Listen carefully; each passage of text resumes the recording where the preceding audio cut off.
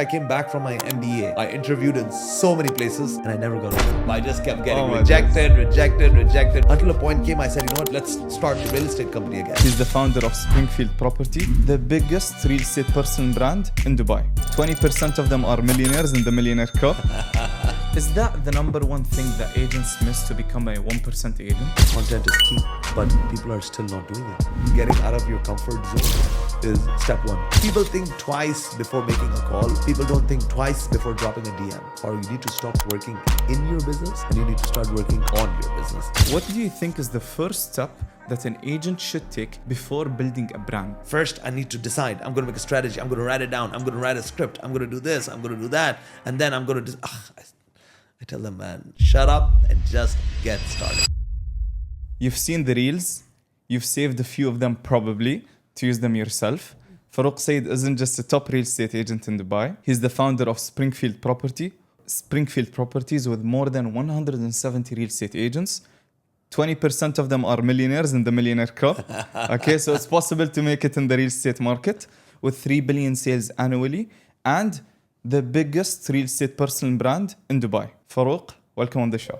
Thank you so much for having me, man. Khaled, My that was pleasure. a very nice introduction and thank you so much. Thank you. So, yeah, we'll start with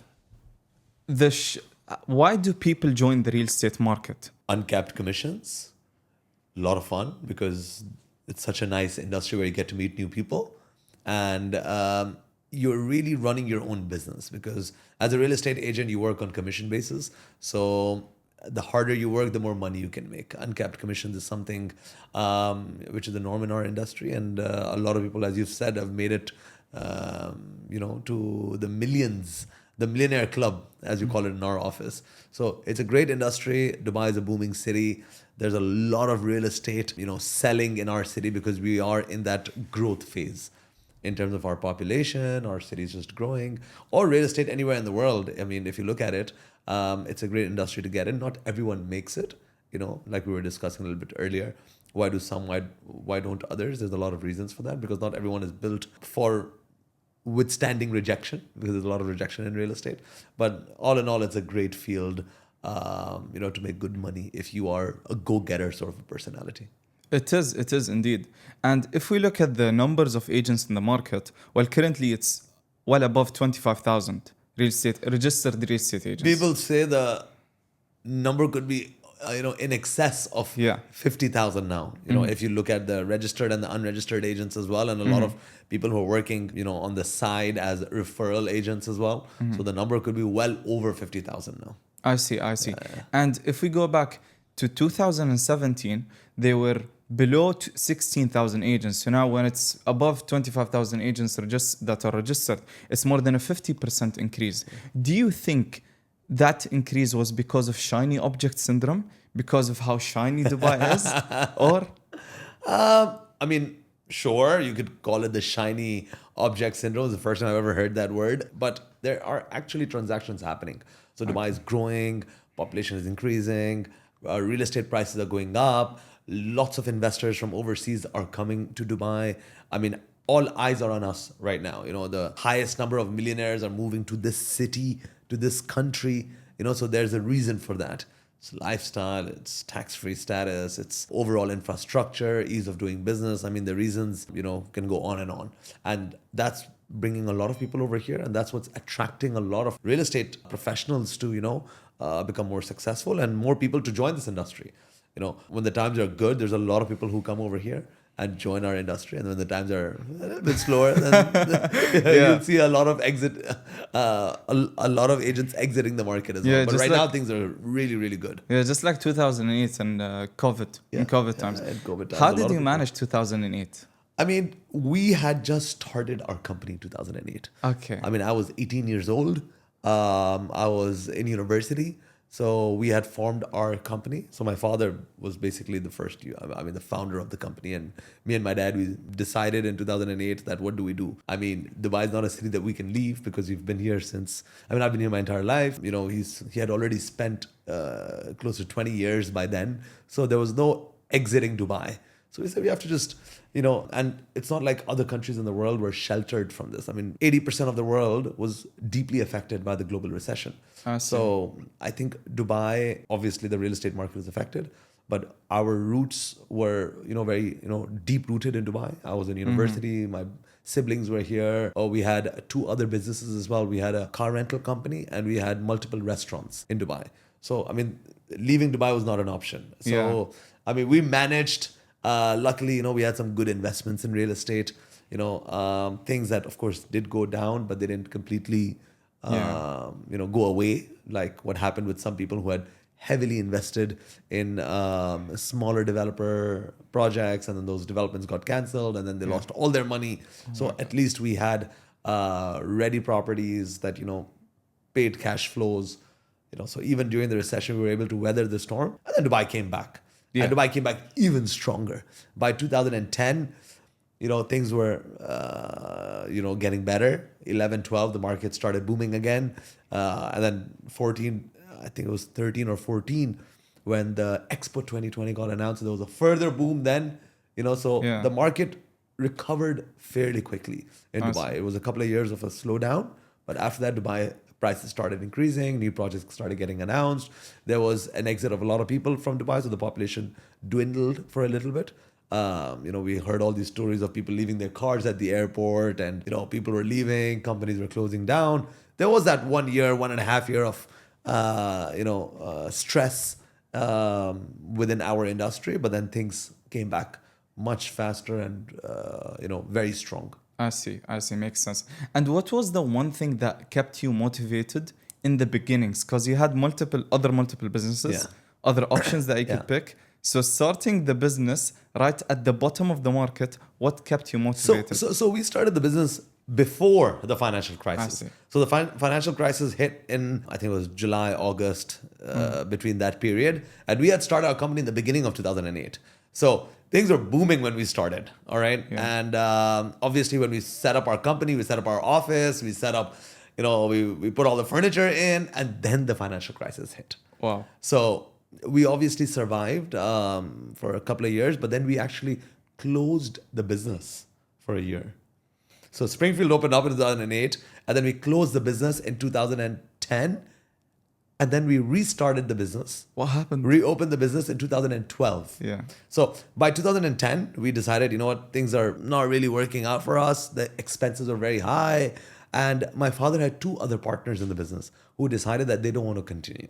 So we closed the company down. And then, it was a blessing in disguise, I guess. In 2012, we restarted the company just as us, without partners. The family. Yeah, just the family. So 2012, we decided. Actually, I came back from my MBA in 2012. Yeah. So in 2010, I went for my MBA to the US, and I was doing real estate in the US as well. I was dabbling in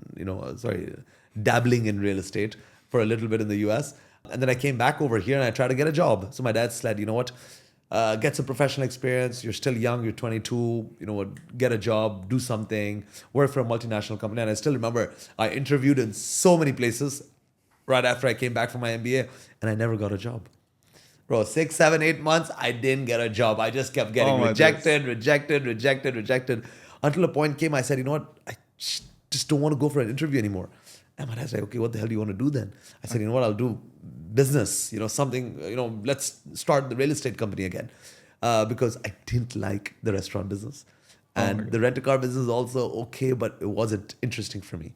All right. And I could not stand the restaurant. That was one business that I hated. Standing behind the counter of the restaurant and just, keeping up with all the staff in the office, because there's challenges in running a restaurant as well. So it was just not my interest. And real estate was something I actually enjoyed. So I said, let's restart the real estate company. So we restarted the company in 2012, and I was basically helping my dad and starting the setup and everything. So my dad was always an investor in the Dubai's real estate market. He wasn't really an agent or a salesperson. So he said, we'll get the company started again, and let's see what happens. And 2012, the market was doing much better. Yeah. The market had picked up again. So we started that, and luckily we went from strength to strength. And that's how we actually got into real estate again for the second time. I see. Quite a story. Stopping it and then coming back. Yeah. Makes sense. I get that. And when you came back, what made you realize that it's a long-term play, not like the other businesses Yeah. we'll open and close them? Yeah. What made you realize it's a long-term play and I'll stick here. I'll stick in this market. I think it was my interest. I really enjoyed this business. I think I'm lucky, blessed to have entered into a business that I was very passionate about. Because early on, I realized that I don't want to be in the restaurant business because this was something that we were doing for a while. And then the car rental company as well. Though now I find it very interesting, but we didn't have a luxury car rental. We Yeah. had those regular cars, the affordable segment. That's the kind of cars that we had. So I really didn't enjoy that much. The kind of people that we were dealing with weren't very interesting. We had our own set of issues, payment problems, people getting fines, people not paying. We even had some cars that were stolen. Oh my So we God. had all sorts of issues that you have to deal with, when you have the affordable segment car rental company. I see. And of course, the competition in that segment is also very high. Once again, not that the competition in real estate is less, but we had our challenges. And then there were some very, very big players that entered the market in the late 2010s.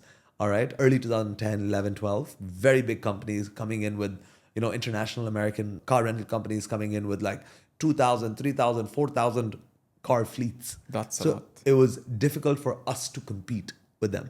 So there was a pricing war going on. My dad often jokes about the fact that in 1994, a Toyota Corolla used to rent for 110 dirhams in 1994, Oh my days. when the expense of running a business was extremely less and the cost of a Toyota Corolla was less than 40% of the cost of a Toyota Corolla today.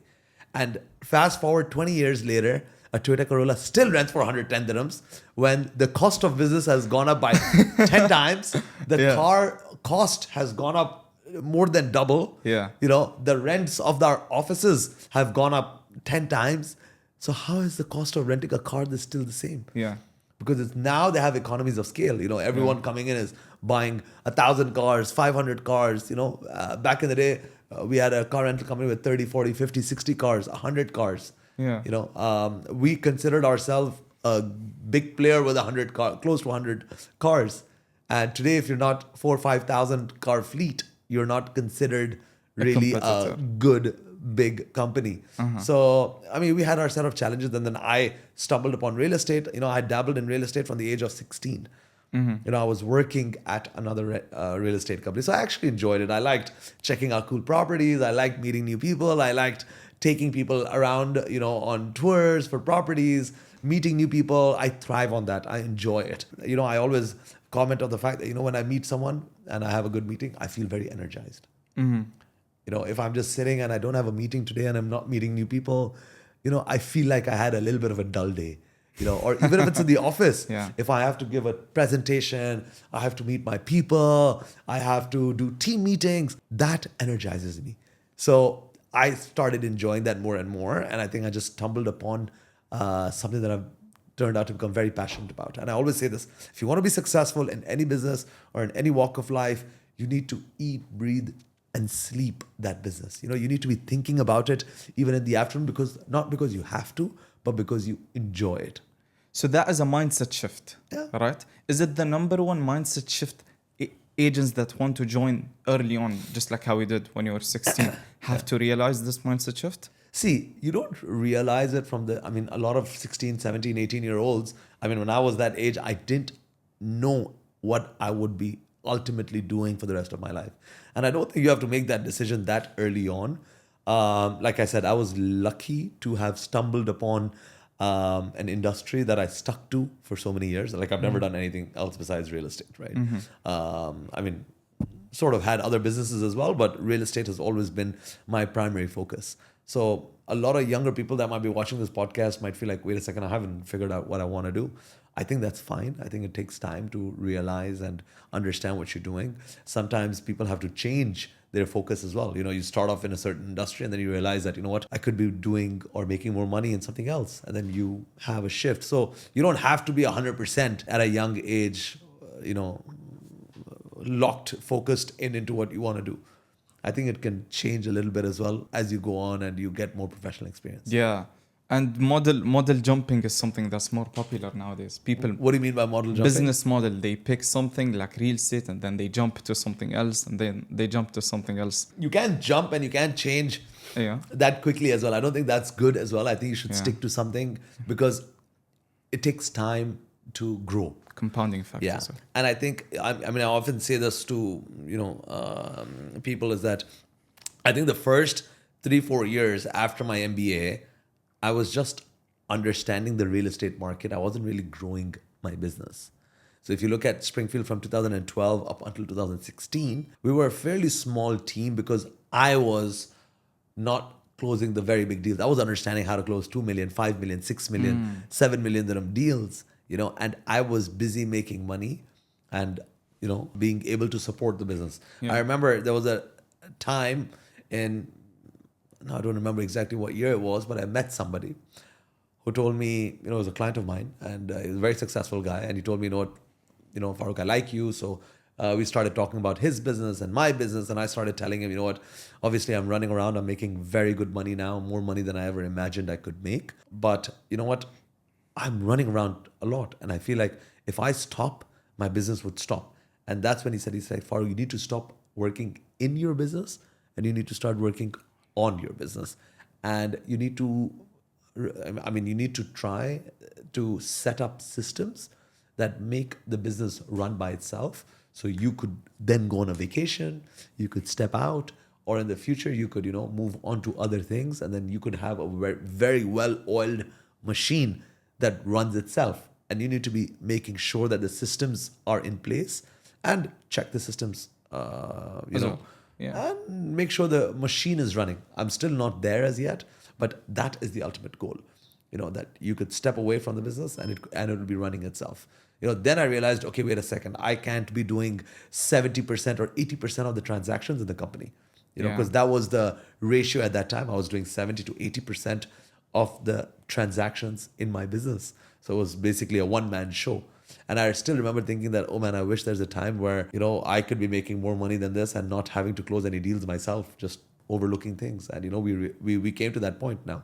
I still do, because I still enjoy the sales process. I still enjoy meeting investors. I still enjoy, and I feel like you should do it a little bit just to stay in touch with the market. Yeah. But today we are at a position where I don't need to be, working. I don't need to be closing deals because the business is running itself. We have over 160 salespeople now, and we've capped ourselves at that because of our space that we have. Office capacity. Office capacity. Like we're way over our office capacity You right now. negotiated it, right? No, now we're expanding. So by by July, we'll have access to 2 more offices, which we've already acquired. Which is our neighboring offices, actually. Oh, that's so we're good. going to be expanding our, you've been to my office. So Yes. we're going to be expanding our workstation area, where all the workstations are. We have over 120, 130 workstations in that area. It's going to double. That's good. Yeah. So So it's going to be double the current agents. No, we're not going completely double. Yeah. But we'll add on about 90 people. Okay. 90 agents to the company. That's our aim, because then we'll have to add a lot more support staff, admin staff, HR staff, account staff, and most importantly, marketing staff. Yeah. So we're not going to go from 160 to 300. We're going to go from 160 to about 240, 250 agents. That's our aim. All right. By next year. All right. Because we don't want to hire very quickly as well. We want to be very, very selective on hiring. So for the last 2 years, we've not really massively jumped our agent count. We've just sort of been hiring and letting go of people. I don't like to use the word firing, but we're basically letting go of people who are not closing or not performing at that level. Because I always say in a good sales team, you want to have good performance. And you want to have a good culture. Culture is very important. Why do people opt to work for an organization in real estate in our industry? Why don't they just work by themselves, get a small office, or work from home? And there are a lot of agents that do that. But those that prefer or decide to work in an organization is so that they can learn from their colleagues. And they want to work and learn from A performers, not from B and C or people who pull them down. The entire idea of working in a team is that everyone should push you to do better. Yeah, definitely. Yeah, there's different types of agents, right? You have good performance, you have who are just in it for the short term, long term. Yeah. So there are different types of agents in the market. And before we jump into branding, because branding is just living life on easy mode when it comes to client acquisition, talent acquisition, all of these things. What do you think is the first step that an agent should take before building a brand? Right? So should they decide what type of agent they are? What do they specialize in something specific? Do they specialize in an area? What is the number one decision they have to make before building a brand? I don't think they have to overthink it. The number one rule is don't overthink it. Okay. Oh, do I have to decide it? No. I mean, obviously, if you are in this industry, you know something or the other about real estate, right? And you're probably focusing already on a certain area, a certain niche, a certain developer. If you're selling off plan, start making content. I always say start. Don't overthink. This is going to be my strategy. This is going to be my brand image. This is what I'm going to do. You know, when I have agents in my office coming up to me and say, you know what, I'm going to do this. First, I need to decide. I'm going to make a strategy. I'm going to write it down. I'm going to write a script. I'm going to do this. I'm going to do that. And then I'm going to I tell them, man, shut up and get started. Literally, that's what I told them. I said, shut up and just get started. I said, pull out your camera and make a video. Just go and make a video first. All right. Make 5, 10, 20 videos. All right. And you will learn and you will find the direction yourself. You will see that certain videos perform well, certain videos don't perform well. There's certain types of content that you like or you prefer to see yourself making. There's certain type of content that, you know, you decide after making 10 videos, you know what? I hate doing property tours. You know what? Yeah. I'm not going to do property tours. I'm going to do, I don't know, a walkthrough of different areas. Maybe just that's it. Or I'm going to do podcasts. Or I hate doing podcasts. I don't like having a conversation with somebody, across the table. I'm actually just going to show beautiful, I don't know, backdrops or something. You know, I'm going to have Burj Khalifa behind me and I'm going to walk on the street and talk about Dubai's real estate market. I don't know, whatever it is. You know, I think people need to do, you know, rather than overthink what they want to do. You know, I always say overanalysis is paralysis. Yeah. You know, so your brand strategy, you will find your brand strategy, all right? But you need to, I think deciding or thinking about the brand strategy is less important in the beginning. Of course, as you move forward, you should have a strategy and you should have, a mindset. But before that, the first step for people is to be comfortable in front of a camera and to be comfortable making content. A lot of people are not comfortable making content because they've never done it. Yeah. So many people that have joined our company because we push everyone to make content. I'm like, dude, if you're joining Springfield, you need to be making content. And people are like, no, I've never had an Instagram account, or I have an Instagram account, but it's private. Or I just like posting pictures of my dog. Or I just like posting pictures when I travel. I said, you know what? No, you need to build a brand for yourself. Of course, the company is going to support you. It's important to have a good brand behind yourself as a real estate company because we have international clients who are making these multi-million-dollar purchases. They want to make sure that Khaled is, supported, in the background by a strong organization. But you could have a strong organization, but then if Khaled, who's the actual agent that I'm dealing with, has no knowledge or has no idea or doesn't have this brand that wows me, I'm not going to end up dealing with him, So every agent needs to build some sort of a personal brand and we push everyone to do it. I think getting out of your comfort zone is step one. Stepping in front of the camera and making content is very important. I'm more of a doer than thinker. Yeah, don't think too much, man. So just do it. Just jump at the deep end of the pool, man. So it is you need speed to do to that. action. Speed to action. I mean, more than speed to action, it's actually action. Yeah, action. Not just speed to action. Just do something. Yeah. Is that the number one thing that agents miss to become a 1% agent? Like, are 1% or they just do it and then they figure it out? For me, I think that's been a very important part of my business life. It's not just when it comes to brand strategy or marketing. I believe if I get an idea right now, I have people who walk into my office and they're like, you know what, I have an idea. And I'm sitting like this across the table and I'm like, okay, what's the idea? They're like, I think we should do this or we should market. I'm like, okay, done. I just pick up my phone and I call my marketing head. I'm like, okay, I'm deciding we want to do this marketing on this project. And this is a great idea. One of our team members and they're like, wait a second, don't you want to listen to the entire idea? I said, no, I heard as much as I had to, and I think it's great, and let's just implement it. And people are sometimes shocked. They're like, dude, wow, I just came in right now and you're just like implementing it. I said, yes, that's Why should I listen to you and then implement it tomorrow? Yeah. I have like 10 other things to do tomorrow. If I have an idea or you have an idea and I want to do something, let's just do it now. Sometimes people are like, no, we should do this, we should do that. We should go over here. I'm like, pick up the phone right now. Oh, I want to do a roadshow in London. There was an agent who came up to me like, oh, I'm thinking, I'm deciding this, that. Doing And the I'm like, strategy. okay, 1 second, let me call up the developer. I said, hey, can we get these dates? And they're like, okay, wow, you don't want to listen to. I said, no, I know you. I know you've done very well in the last few months. I know most of your clients are from the UK. I know you travel there all the time. I know your sales numbers are very high on the board. So I know if you're coming up to me and you're telling me you want to dedicate your time to spend, in London to do a roadshow, I think it's a great idea. And boom, I just call up the head of the development company who would approve a roadshow, and I called them, and they're like, "Oh wow!" So I've always found the fact that to run a successful organization or even to run a business or any kind of business, you need to be fast. Do rather than overthink. All right. I'm not saying, okay, don't think or just start doing things without having a strategy in mind or without thinking about the big picture. But smaller things on a day-to-day basis, you should just do, man. Just be fast. Makes sense. And like for agents that just delay things, because everyone knows the number one leverage move any agent can do is just build a personal brand. It just makes their life on easy mode. Why are they delaying it? Why do you think they are delaying it? People are uncomfortable. People are uncomfortable to build. People are uncomfortable in front of a camera. They do not want to make content. It's not very easy for someone who's never done it. If you're a 30, 35, 40-year-old and you've never stood in front of a camera and built any content, it's going to be very difficult for you to start. But it's not impossible. I know agents, that started when they crossed the age of 50. Oh my God. Yeah, I have a friend who's 55, 56. He's God bless very good in creating him. content on real estate. Oh.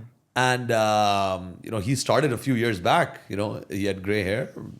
He doesn't care. He's like, dude, I don't care. I think this is doing very well, and let's get started. Never too late. I often give people examples of my mother, who's a content creator as well.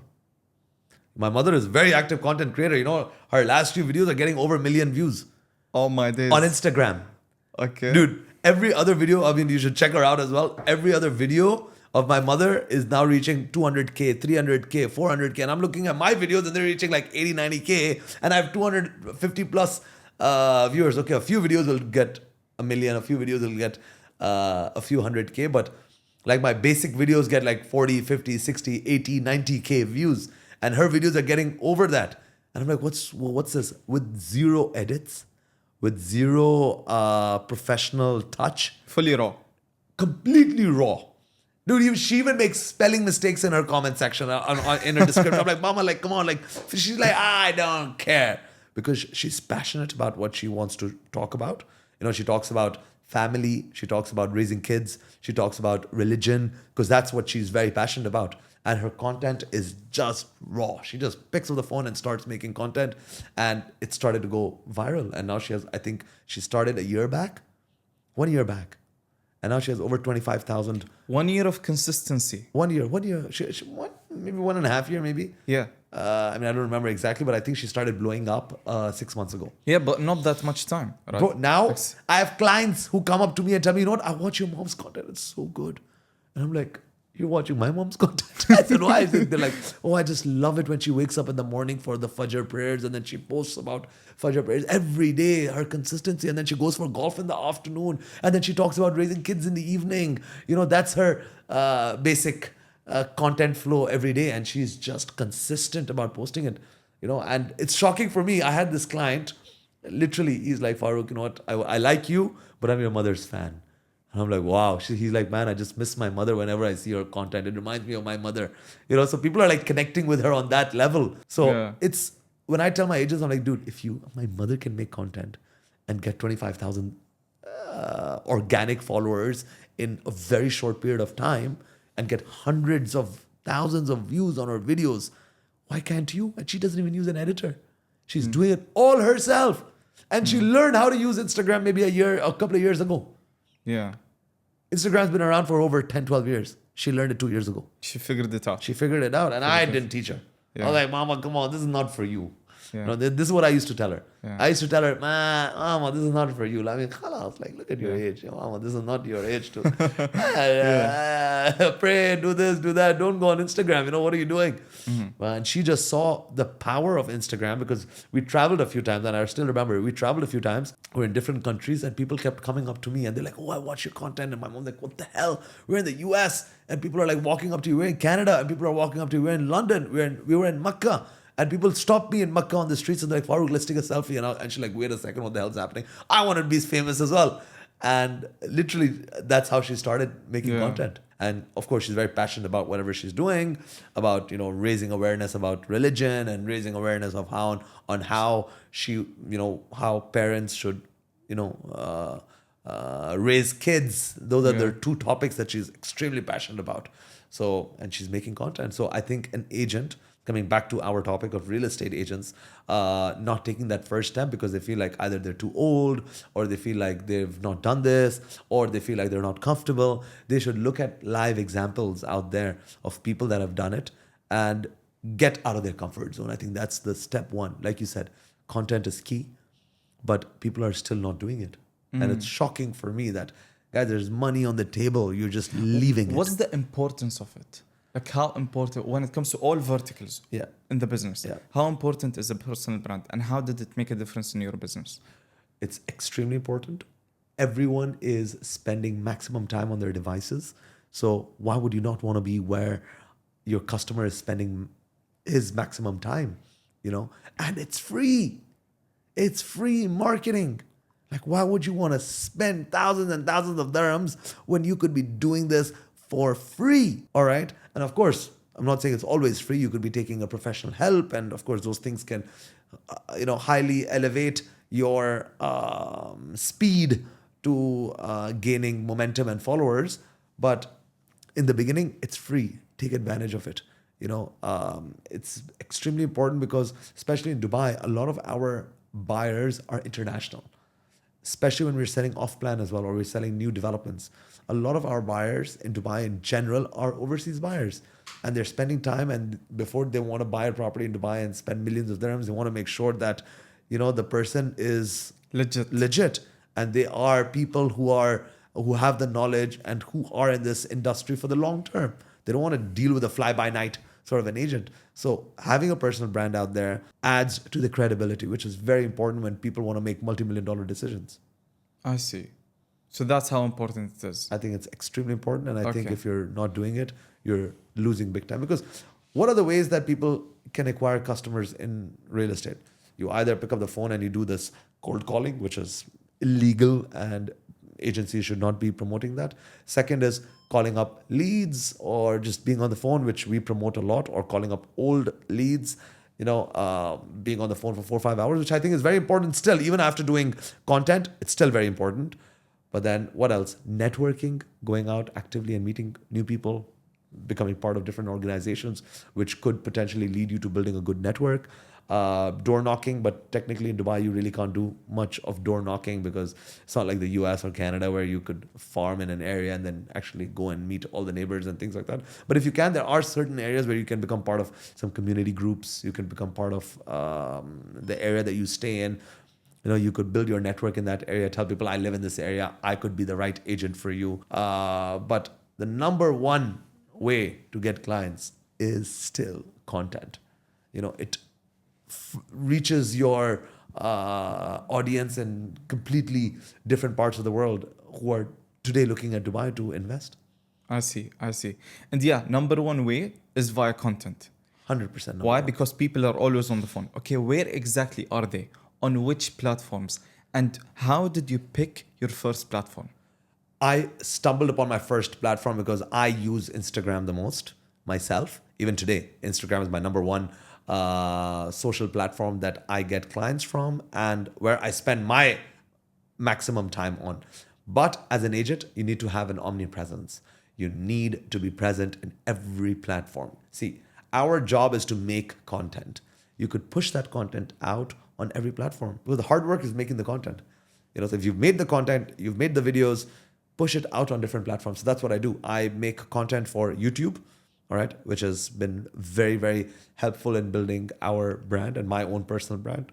You know, YouTube. YouTube, yeah, of course, longer format Yeah. content. But leads come from Instagram for me. Yeah, so a lot of my videos that I put up on YouTube, people see me but they contact me via Instagram because Instagram is very easy. You know, you're watching a reel, you're like, or you watch a story and then you just Let me drop a DM DM. them. Yeah, let me Yeah. DM them. I see. On YouTube, you have to go on the description, then you have to find the number, and then you have to think, is this the right time to call this person?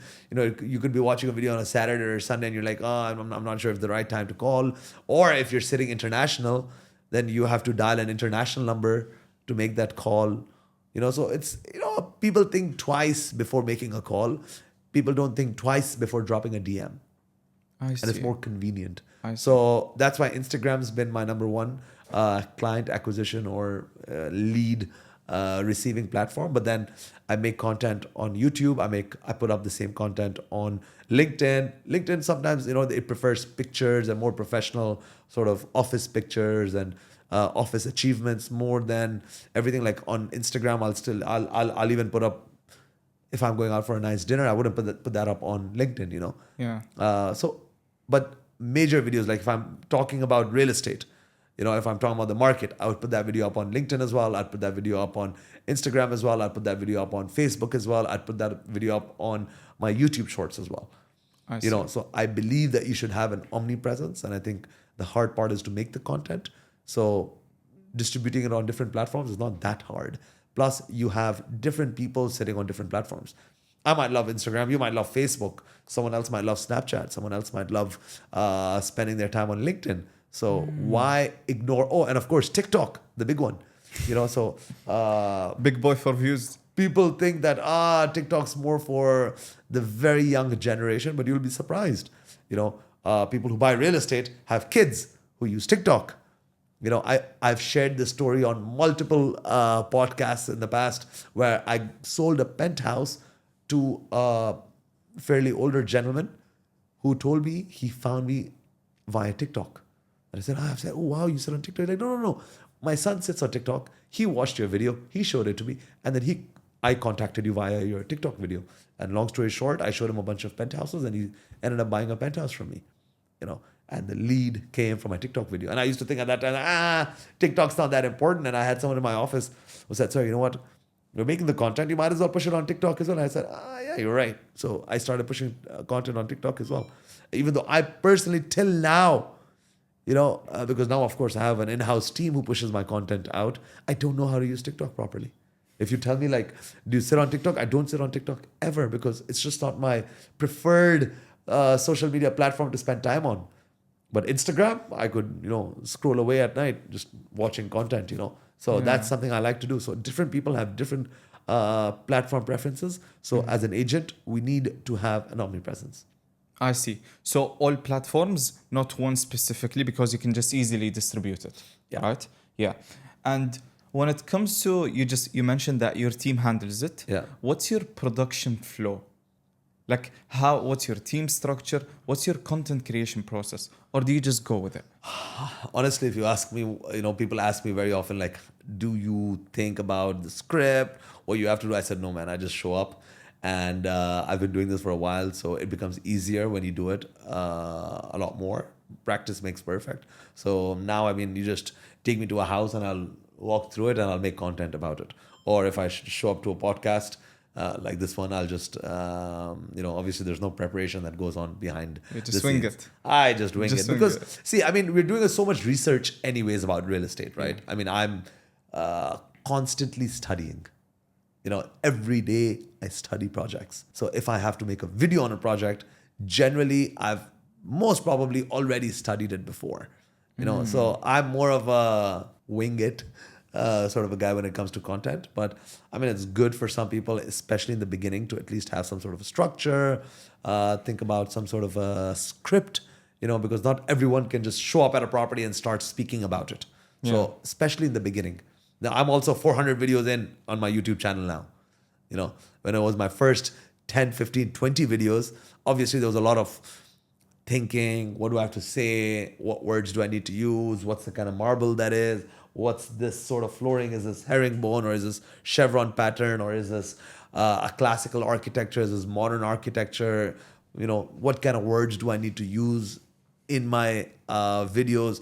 You have to think about that. So for someone starting off, it's important to at least think about what sort of content they want to make, what script they want to use. But if you're asking me like what my strategy is, I'm more of I think of a good topic. Like for example, these days the U.S. tariffs has Yeah. been something on everyone's mind. Like, is this going to lead to a global recession? Is this going to lead to this trade war going to escalate? Are other countries going to be affected? Is Dubai's real estate market going to be affected? And myself, I'm very heavily invested in Dubai's real estate market. Most of my investments are in Dubai. So anything going up and down in the market affects me directly. So, and of course it affects our business. So I've been doing a lot of research into this, and I've been on top of this, every movement of what Trump's doing, how it affects the dollar, how it affects inflation, how it affects cost of goods, how it will affect the possible interest rates that could possibly have a spillover effect in Dubai, how it's going to make trade, and how it might benefit Dubai as well. So I've been studying a lot on this, and then the other day we had to make content about it. So I said, you know what, I've been doing research about this for the last 10 years. So no need to prepare. So just open the camera. Yeah, open the camera and I'll start speaking about it. But of course, it's always good to have some sort of a structure. I see. And you mentioned that you've posted how many videos on YouTube? I think I'm close to 400 now, right? 390 plus videos. How many years? 4 or 5 years. How did you stay consistent with no burnout? Yeah, even now, zero. I never stopped. There was a time that I slowed down. Okay. So there was maybe a year where I didn't start seeing as many views. I mean, even now, I don't get the kind of views I used to get 3 years ago when my channel was booming. I'm at 193,000, 195,000 subscribers now. The first 100,000 came like this because a few videos went viral. And then I was very motivated. I'm like, wow, the followers are going up. Every day I'm looking at I'm getting thousands of subscribers. I'm getting thousands of views. And then it sort of went up like that. And then it started slowing down. And then it started going stagnant. And then when it gets stagnant, you're just disappointed. Because you're like, wait a second, I was, gaining followers. I was gaining momentum. And now I'm not. So it disappoints you. But I always believe in consistency. I believe that the most successful people are those that stick to a very strict regime. Not just YouTube, even on my Instagram. There was times that, my follower count just increased because a few videos went super viral. I had a few videos that hit 10 million views, and that overnight, my follower count went up by 20,000, 25,000. I said, what the hell's happening? And I'm getting DMs and messages and leads and people texting me, and I'm like, man, what the hell's happening? And then there's periods of time where nothing's happening on social media. So you just stay consistent. I promise myself that I'm going to make a piece of content every day. Every day I have to post content, not make content, sorry. Post some content every day. There might be days that I don't, but it's one of my annual goals that I write. That my annual goal is I'm going to post 365 pieces of content. Now, of course, not on YouTube. I don't post 365 pieces of content every year on YouTube, but pieces of content on every social media. So on Instagram, pretty much in the year I'll post. Last year, I think I posted 330 pieces of content. So there was 30 days that I didn't. But that was, of course, throughout the year. Now it's hundreds. Yeah, now it's with the secondary accounts. Yeah, with the secondary accounts, now it's hundreds. Yeah. But on my primary account as well, I try to post something every day. I see. Makes sense. And with this commitment, because I heard it from you as well in the office, right? You must measure ROI somehow. Yeah. Do you measure your ROI? A lot of my biggest deals have come from social media, and even now, I mean, just last month we had a few mega transactions that we did, land transactions that we did. And if I track back, this client came to me a few years back from my social media. So the ROI that I have personally received from social media is infinite.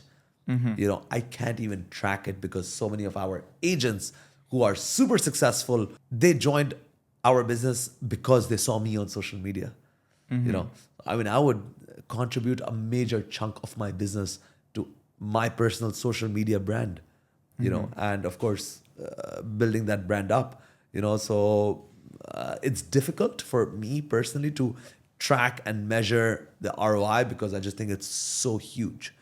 and there's so much that I have gotten from my own social media. So like everything went with talent, acquiring clients, making relationships with sales managers and developers as well. Developers, when I walk into a developer office, obviously most of the people have seen my content. Yeah. They're like, oh, okay, I know him. It just makes things very easy. So then you get priority. Yeah, you get priority, you get access, even when it comes to clients. Clients who've dealt with my agents are like, you know what, I follow Farooq. So sometimes, my job is just to give that sort of final advice to the client.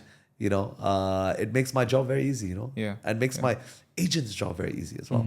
So a lot of the agents, they benefit from my social media as well. It's an indirect benefit that I'm receiving. And more than that, it's the personal sense of accomplishment and achievement I feel when people walk up to me and they say, you know what, Farooq, I joined real estate because of you. And today I'm successful at this company or that company. Even though I'm not directly benefiting from that, I'm not getting some commissions out of that. But I think it's the personal satisfaction that I receive when somebody walks up to me. And this happens very, very often. I think maybe 2 to 3 or 4 times a week. Like every other day, somebody walks up to me because, of course, I spend a lot of time in developer offices and there's a lot of agents in these developer offices. And many of them watch my content. And many of them have come up to me. Even yesterday, I had someone at the Nakhil office who came up to me. They're like, you know what, Farooq, I follow you. And, I just want to thank you because I've been following your content and I've learned so much. And I actually came to Dubai and I decided to join real estate because I started watching your content from back home. So I'm like, this dude moved to Dubai, joined real estate, and indirectly benefited a lot from my content. So for me, that's satisfaction. Yeah. And that is satisfaction that I can't put a price on. I see. And if I'm indirectly benefiting somebody, I believe that there's a very strong phenomenon of karma. So if I do well, or if I do good, or if I benefit others, God's just going to benefit me indirectly. Indeed, 100%. And going back to the insane ROI you got. So the ROI from social media is clear. Yeah. If we turn it into actionable steps for real estate agents in the next 7 days, what would be the 3 things that you would do in the next 7 days? Just to start. If I'm someone watching this podcast and I'm in real estate and I'm like, you know what, I haven't done anything. I really need to get started. Yeah. I would set up professional accounts on every social media platform. So LinkedIn, Instagram, Facebook, TikTok, and YouTube as well. All right. And second thing I'm going to do is I'm going to promise myself that I will do a 90-day challenge. Make a commitment. I don't care. You write that down. I would suggest writing it down, buying a 20 dirham frame from your close by supermarket. All right. Putting that on a frame and putting that on your bedside table. 90-day challenge. I'm going to make content every day for the next 90 days. And I'm going to upload content for the next 90 days. And I'm not going to overthink before I upload. And I am going to stick to this regime. All right. You know what happens? Once you have that commitment in front of you, you're like, damn, I made this commitment. I need to make content. And then what happens? You start thinking, what am I going to do? So everything else will follow. You will think about what you're going to do. You're going to think about which developers to visit. You're going to think about which property can I find where I can make content. Just making that commitment in 90 days, if you can stick with this challenge, I guarantee you that after 90 days, you will have some sort of an idea. You'll have a lot more confidence and you'll have some sort of sense of direction where you want to take your brand.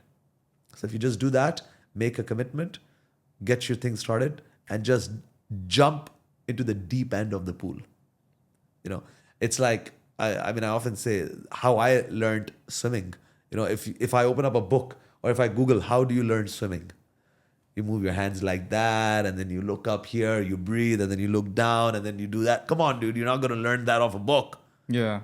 You need to jump, go in the water, and then, if you just keep paddling in the shallow end of the pool, this could take you years to start learning how to swim. Throw yourself into the deep end of the pool. Trust me, you'll end up learning how to survive. Mm-hmm. Same thing with content. If you just keep learning, reading, thinking, analyzing, strategizing, and doing all of that, you're never going to do anything. I see. So after the first 7 days, they made the commitment, they started, and they jumped in. Okay? Within the next 90 days, what should they change? What should they improve? What should they do? they should keep obviously analyzing how what is performing well, what's not performing well. They will now realize in 90 days what sort of content are they comfortable with as well, and what they're uncomfortable with. And of course, whatever is performing well on their platform in 90 days, they'll see which one's getting more views, more likes, more interactions, more leads. Then they could pivot towards that sort of content. I see. Okay, that is the 90-day plan. Now we think a bit long term. Yeah. What about the 12-month plan? Do they just stick with it and keep on improving every single day? See, like any business, you see what works, you see what doesn't, you analyze. After you're doing certain things, you see what's performing well, and then you start pivoting, and then you start growing as well, right? And then you start thinking about what other things are trending today. With social media, there's a lot of new trends that come out on different platforms. You start to learn, what's performing well. You start to adopt the new trends that are coming into the social media space, and you keep growing. I mean, it's a building that you're building. You need to keep building consistently, and you will find a lot of success. And you have to make that commitment that you're not going to stop. I see. A lot of people, what they do is, we close a few deals, we made a few money, and then they slow down. You can't ever slow down, I think, when it comes to social media. I see. Makes sense. So these are clear frameworks for agents that they can follow for the next 12 months to build their brand on social media, right? Anything else you'd like to add? I mean, there's so much in real estate that you can do, but I think you learn those things when you start doing things, before, being in that position or, working in the industry. You can't start thinking too much about what you want to do. You need to do, and then you will find your way. You'll just figure it out. You'll figure it out as you go along. Yes, 100%. And I think that's a wrap up. If you've learned something today, hit subscribe. Farooq didn't only share insights, he shared a clear pathway on how to build your brand and become a top 1% agent. Thank you. Thank you so much for having me. Khaled, is always fun coming on your podcast, and I wish you lots of good luck for your podcast. And hopefully you can build this channel up as well, and be consistent. And hopefully, we see your silver plaque and golden plaque and diamond plaque very, very soon, inshallah. Inshallah. Thank you. Thank you. Farooq.